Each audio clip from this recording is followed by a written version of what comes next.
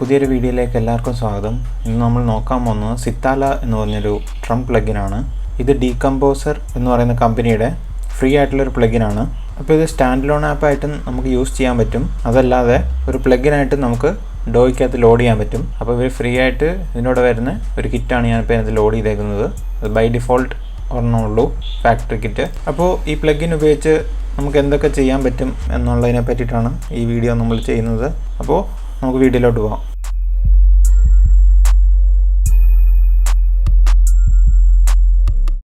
അപ്പോൾ ഇതാണ് സിറ്റാല എന്ന് പറഞ്ഞ പ്ലഗിൻ. നമുക്ക് ആദ്യം ഒരു വേവ് ഫോം കാണാം. അതിൻ്റെ തൊട്ടിപ്പുറത്ത് തന്നെ 6 നോബ്സ് ഉണ്ട്. അതുകൂടാതെ 16 പാഡ്സ് ഉണ്ട്. അത് ഏത് കീയിലാണെന്നുള്ളതാണ് ഇവിടെ എഴുതിയേക്കുന്നത്. അപ്പോൾ നമുക്ക് 1 by 1 ആയിട്ട് നോക്കാം. ആദ്യം ഇവിടെ നമുക്ക് പ്രീസെറ്റ്സ് പുതിയ കിറ്റ് ലോഡ് ചെയ്യണമെങ്കിൽ ന്യൂ കിറ്റ് കൊടുക്കാം. ഇപ്പോൾ ഇവിടെ ഓൾറെഡി ഒരു കിറ്റ് ലോഡ് ചെയ്തിട്ടുണ്ട്. ആ കിറ്റിൻ്റെ ഏതൊക്കെ സാമ്പിൾ ഏതൊക്കെ കീസിലാണ് ലോഡ് ചെയ്തേക്കുന്നത് എന്നുള്ളതാണ് നമ്മളിവിടെ കൊടുത്തേക്കുന്നത്. അപ്പോൾ ആദ്യം കിക്ക് നമുക്ക് എഴുതിയിട്ടുണ്ട്. കിക്ക് പ്ലേ ചെയ്യാം. അപ്പോൾ അതാണ് കിക്ക്. തൊട്ടിപ്പോൾ തന്നെ സ്നെയർ ഉണ്ട്. Closed hi hat, open hat, cymbal, low tom, mid tom, high tom, low conga. അപ്പോൾ ഇങ്ങനെ 16 സൗണ്ട്സ് അവർ ലോഡ് ചെയ്ത് വെച്ചിട്ടുണ്ട്. അപ്പോൾ നമ്മൾ ക്ലിക്ക് ചെയ്യുന്നതനുസരിച്ച് ആ വേവ് ഫോം ആയിരിക്കും ഇവിടെ കാണിക്കുക. ഇപ്പോൾ കിക്കിൻ്റെ വേവ് ഫോമാണ് നമ്മൾ കാണുന്നത്. ഇനി നമുക്ക് സ്നെയറിൻ്റെ വേണമെങ്കിൽ സ്നെയർ ഇവിടെ സെലക്ട് ചെയ്ത് കൊടുക്കുക.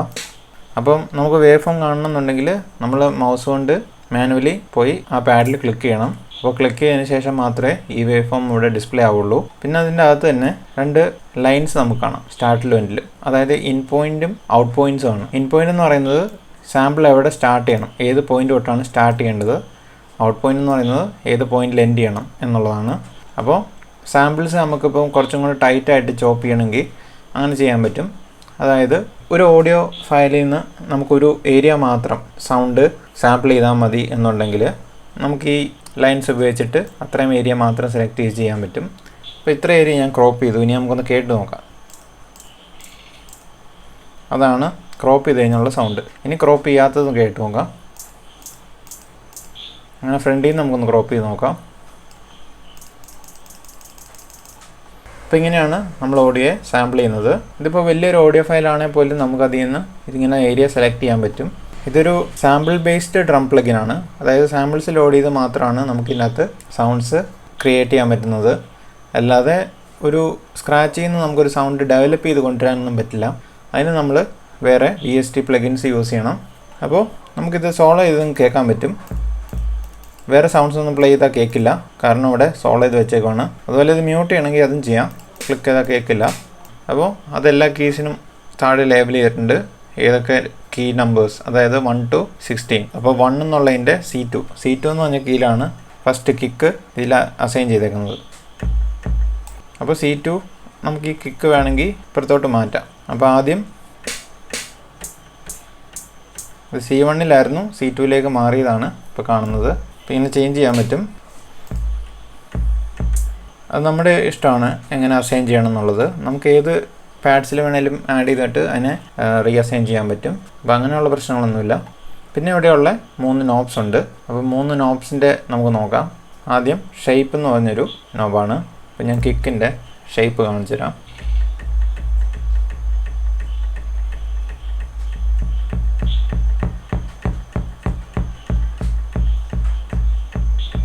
അതായത് ആ ഒരു സാമ്പിളിൻ്റെ സ്റ്റാർട്ടിങ് കുറച്ച് ഫെയ്ഡ് ചെയ്ത് ബാക്കിയുള്ള ഏരിയ കുറച്ച് ബൂസ്റ്റ് ചെയ്യും. അങ്ങനെയാണ് അവർ ഷേപ്പ് ചെയ്യുന്നത്. അപ്പോൾ അത് എങ്ങനെ വേണമെന്നുള്ളത് നമുക്കിവിടെ ഈ ഷേപ്പ് എന്ന് പറഞ്ഞ നോബിൽ തീരുമാനിക്കാം. അതിൻ്റെ ക്യാരക്ടർ എങ്ങനെ അങ്ങനെ ആക്കിയെടുക്കണം എന്നുള്ളത് ഷേപ്പ് ചെയ്തെടുക്കാൻ പറ്റും. അപ്പോൾ ഈ ഷേപ്പ് എന്നുള്ളത് ശരിക്കും പറഞ്ഞാൽ ഡ്രംസിൻ്റെ കിറ്റ്സിനാണ് നമുക്ക് ഈ പ്ലഗിൻസ് കൂടുതൽ യൂസ്ഫുൾ ആകുന്നത്. ഈ നോബ്സ് എല്ലാം ഡ്രംസ് ട്യൂൺ ചെയ്യാൻ വേണ്ടിയുള്ള രീതിയിലുള്ള നോബ്സ് ആണ്.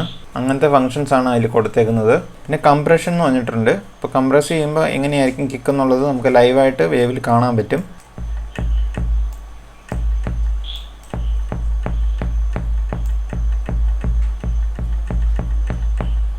അപ്പോൾ ഇങ്ങനെ കംപ്രസ് ആവുന്നത് നമുക്ക് കാണാം. നമുക്ക് ആവശ്യമുണ്ട് ചെയ്താൽ മതി. ഇപ്പോൾ നമുക്ക് കിക്ക് ഓൾറെഡി റെഡി ടു യൂസ് ആയിട്ടുള്ള ഫയലാണ്. നമുക്ക് അങ്ങനെ ചെറിയ ട്യൂണിങ്സ് ഒക്കെ ഇവിടെ ചെയ്യാൻ പറ്റും. പിന്നെ ട്യൂണിംഗ് എന്ന് പറഞ്ഞാൽ തന്നെ ഒരു നോബുണ്ട്. അതായത് കീ നമുക്കിവിടെ ചേഞ്ച് ചെയ്യാൻ പറ്റും. കീ എന്ന് പറയുന്നത് സെമിറ്റോൺസിലാണ്. അപ്പോൾ 0 സെമിറ്റോൺസ് ആണ്. അതാണ് CT എന്ന് എഴുതിയിരിക്കുന്നത്. 35 സെമിറ്റോൺ. ഇപ്പോൾ ഈ ചേഞ്ച് ചെയ്യുന്നതനുസരിച്ച് ഗ്രാഫിൽ കാണാൻ നമുക്ക് 100ൻ്റെ ഇപ്പുറത്താണ് നമ്മുടെ ട്യൂൺ ചെയ്ത് വന്നപ്പോൾ ഈ ഫ്രീക്വൻസി ഹിറ്റ് ചെയ്യുന്നത്. ഇതിൽ കുറച്ച് വരുമ്പോൾ ഒരു അറൗണ്ട് 60 ഒക്കെ വരുമായിരിക്കും.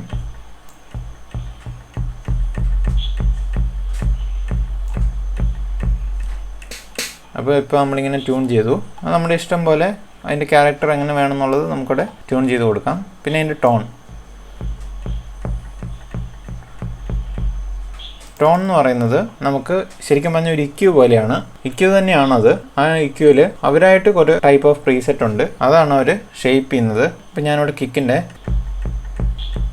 ഇവിടെ കൂട്ടുമ്പോൾ മിഡിലാണ് അവർ ബൂസ്റ്റ് ചെയ്യുന്നത്. പിന്നെ അത് കൂട്ടുന്നതനുസരിച്ച് റൈറ്റ് സൈഡിലേക്ക് മൂവ് ചെയ്ത് ഹൈയിലേക്ക് എത്തുകയാണ്. അതുപോലെ ലോയും കട്ടാവും. തിരിച്ചുകൊണ്ട് ഹൈ പാസും ലോ പാസും ഷെൽഫും കൂടെയാണ് ഈ ടോൺ എന്ന് പറഞ്ഞ് ഈ നോബിൽ വരുന്നത്. പിന്നെ ഇപ്പുറത്ത് തന്നെ വോളിയം എന്ന് പറഞ്ഞിട്ടൊരു നോബുണ്ട്. ഈ വോളിയം നോബിൽ നമുക്ക് വോളിയം അഡ്ജസ്റ്റ് ചെയ്യാൻ പറ്റും. ഓരോ സാമ്പിളിൻ്റെയും വോളിയം നമുക്ക് ഇതിൽ അഡ്ജസ്റ്റ് ചെയ്യാം. ഡബിൾ ക്ലിക്ക് ചെയ്താൽ റീസെറ്റ് ആവും. പിന്നെ പാനുണ്ട്. പാൻ നമുക്കിപ്പം എവിടെ നിന്ന് വേണം ഏത് സൗണ്ട് കേൾക്കണം എന്നുള്ളത് നമുക്കിവിടെ പാൻ ചെയ്ത്, അതായത് ഈ പ്ലഗിനിൽ നിന്ന് തന്നെ നമുക്ക് ഷേപ്പ് ചെയ്ത് ഡിസൈൻ ചെയ്ത് വെക്കാൻ പറ്റും. അതാണ് ബേസിക്കലി നമുക്ക് ഈ പ്ലഗിൻ കൊണ്ട് ചെയ്യാൻ പറ്റുന്നൊരു കാര്യം എന്ന് പറഞ്ഞാൽ. ഇത് കുറച്ച് ടൈം സേവിങ് ആണ്. വേറെ പ്ലഗിൻസ് ഒന്നും നമുക്ക് യൂസ് ചെയ്യേണ്ട. അതായത് ഇക്യൂ കംപ്രഷൻ ഒക്കെ നമുക്ക് സെപ്പറേറ്റ് ആയിട്ട് ലോഡ് ചെയ്യേണ്ട ആവശ്യമില്ല. അതുപോലെ ട്രാൻസിയൻസ് നമുക്ക് ഷേപ്പ് ചെയ്യാൻ പറ്റും, പിന്നെ ട്യൂൺ ചെയ്യാം. അപ്പോൾ ഇത്രയും കാര്യങ്ങൾ ചെയ്യാൻ പറ്റുന്ന ഒരു നല്ലൊരു പ്ലഗിനാണ്, ഞാൻ യൂസ് ചെയ്യാറുള്ളതാണ്. അപ്പോൾ നമുക്ക് വേണമെങ്കിൽ കസ്റ്റമായിട്ടും ഇതിനകത്ത് പ്രീസെറ്റ്സ് ചെയ്യാൻ പറ്റും. അതിനായിട്ട് ന്യൂ കിറ്റ് കൊടുത്താൽ മതി. ഇപ്പോൾ ഇവിടെ ഇങ്ങനെ ലോഡ് സാമ്പിൾ എന്നുള്ളത് കാണിക്കും. അപ്പോൾ ഇവിടെ നമുക്ക് ക്ലിക്ക് ചെയ്ത് സാമ്പിൾസ് ലോഡ് ചെയ്യാം. എന്ത് ടൈപ്പ് സൗണ്ടാണ് വേണ്ടത്, അല്ലെങ്കിൽ എന്ത് സാമ്പിളാണ് ലൂപ്പ് ചെയ്ത് ചെയ്യേണ്ടത് എന്നുള്ളത് വെച്ചിട്ട് നമുക്കിവിടെ ജസ്റ്റ് ഡ്രാഗ് ചെയ്ത് കൊടുത്താൽ മതി. പിന്നെ ഈ റൈറ്റ് സൈഡിൽ 3 ഡോട്ട്സ് ഉണ്ട്. അതിൽ നമുക്ക് new kit, open kit, save kit as, പിന്നെ ആഡ് ടു യൂസർ കിറ്റ്സ്, ഇങ്ങനെ കുറേ ഓപ്ഷൻസ് ഉണ്ട്. പിന്നെ ഓഡിയോ ഔട്ട്പുട്ട് നമുക്കിവിടെ മാറ്റി കൊടുക്കാം. ഇപ്പോൾ സ്റ്റീരിയോ ആണ്. സ്റ്റീരിയോ മാറ്റി നമുക്ക് 16 ചാനൽ ഔട്ട്പുട്ട് വരെ കൊടുക്കാൻ പറ്റും. പിന്നെ മിഡി മാപ്പ്, അതായത് ഇതിനെ മിഡി കൺട്രോൾസ് വെച്ചിട്ട് അസൈൻ ചെയ്യാൻ പറ്റും, ഇതിലെ നോബ്സും കാര്യങ്ങളൊക്കെ. അപ്പോൾ അത് നമുക്ക് ചേഞ്ച് ചെയ്ത് കൊടുക്കാൻ പറ്റും. പിന്നെ താഴേക്ക് വരുമ്പം മിഡി മാപ്പ് പ്രീസെറ്റ്സ്, അത് വൈറ്റ് കീസ് ഉണ്ട്, ജനറൽ മിഡി ഉണ്ട്, ക്രോമാറ്റിക് കീസ് ഉണ്ട്. അപ്പോൾ ഇത് വൈറ്റ് കീസ് കൊടുത്തു കഴിഞ്ഞാൽ പ്ലേ ആവുന്നതെല്ലാം വൈറ്റിലായിരിക്കും. ഇപ്പോൾ എല്ലാം C2, D2, E2 അങ്ങനെയാണ്. അപ്പോൾ ബ്ലാക്ക് കീസ് ഇതിനകത്ത് വരില്ല. നേരത്തെ എന്ന് പറഞ്ഞു കഴിഞ്ഞാൽ ബ്ലാക്ക് കീസും കൂടെ വരുമായിരുന്നു. ഒരു വൈറ്റ് കീ കഴിഞ്ഞ് ബ്ലാക്ക് കീയിലാണ് അടുത്തത്. ഇനി താഴെ ജനറൽ മിഡി എന്ന് പറയുമ്പോൾ നമുക്ക് എങ്ങനെയാണോ മാപ്പ് ചെയ്യേണ്ടത് ആ കീയിലേക്ക് കൊടുക്കാൻ പറ്റും. ഇപ്പോൾ ക്രോമാറ്റിക് കീസ് തന്നെ മതി. മെയിൻലി ഈ പ്ലഗിൻ ഫ്രീ ആയിട്ടുള്ളൊരു പ്ലഗിനാണ്. അതുകൊണ്ടാണ് ഞാൻ നിങ്ങൾക്ക് ഈ ഒരു പ്ലഗിൻ ഇൻട്രൊഡ്യൂസ് ചെയ്തത്. അപ്പോൾ നിങ്ങളിത് ഈ പ്ലഗിൻ യൂസ് ചെയ്ത് നോക്കുക. യൂസ് ചെയ്തിട്ട് നിങ്ങൾ നിങ്ങളുടെ അഭിപ്രായം കമൻറ്റ് ബോക്സിൽ അറിയിക്കുക. അപ്പോൾ ഈ വീഡിയോ നിങ്ങൾക്ക് ഇഷ്ടമായെന്ന് വിചാരിക്കുന്നു. ഇഷ്ടമായാൽ ലൈക്ക് ചെയ്യുക, കമൻറ്റ് ചെയ്യുക, ഷെയർ ചെയ്യുക, പിന്നെ സബ്സ്ക്രൈബ് ചെയ്യുക. അപ്പോൾ അടുത്ത വീഡിയോ കാണാം. അതുവരെ ബൈ.